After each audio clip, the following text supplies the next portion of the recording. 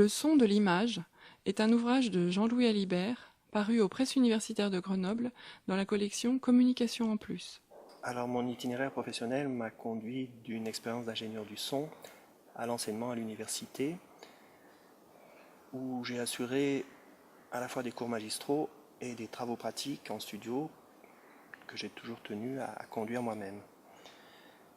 Comme mélomane, comme cinéphile, comme enseignant aussi, j'ai toujours considéré que le bénéfice esthétique qu'on retire d'une œuvre d'art doit toujours être rapproché de ses conditions de réception et en particulier de ses conditions techniques. C'est pourquoi j'ai toujours été intéressé, et je continue de l'être, par les questions qui tournent autour de la haute fidélité, théorique et pratique, de la question du home cinéma et de celle très en vogue aujourd'hui de la diffusion du son et de la musique sous forme de fichiers numériques compressés, ce qui pour beaucoup de spécialistes conduit à la mort de la haute fidélité et à la fin du son de qualité. Voilà quelques-uns de mes centres d'intérêt en rapport avec mon ancien métier. Eh bien, je ne sais pas comment c'est arrivé, mais un jour j'ai dû tirer ma révérence à l'éducation nationale, après avoir dispensé pendant 10 ans un cours qui s'appelait précisément le son de l'image. Alors au fil du temps, j'avais mis beaucoup de choses qui me tenaient à cœur dans ce cours, et je ne savais trop comment tout cela allait être repris par mes successeurs. En fait, j'ai un peu honte de l'avouer, mais j'avais envie qu'il reste une trace de ce travail, et pas seulement des polycopiés qui prennent la poussière au fond d'un placard ou des documents PDF sur un serveur.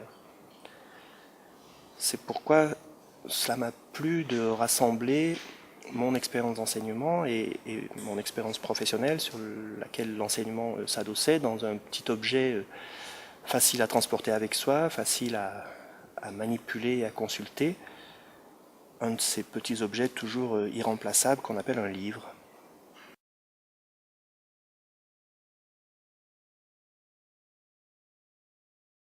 Alors cet ouvrage s'adresse à ceux qui pensent que l'image se donne à voir en 2 voire en 3 dimensions.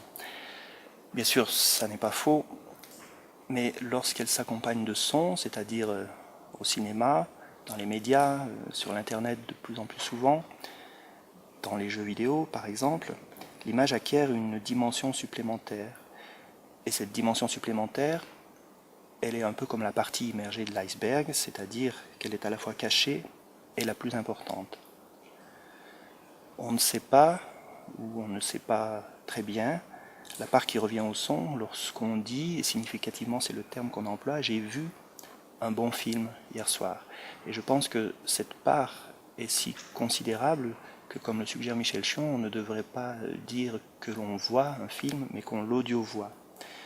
C'est à cette sorte de renversement de point de vue que ce livre est consacré.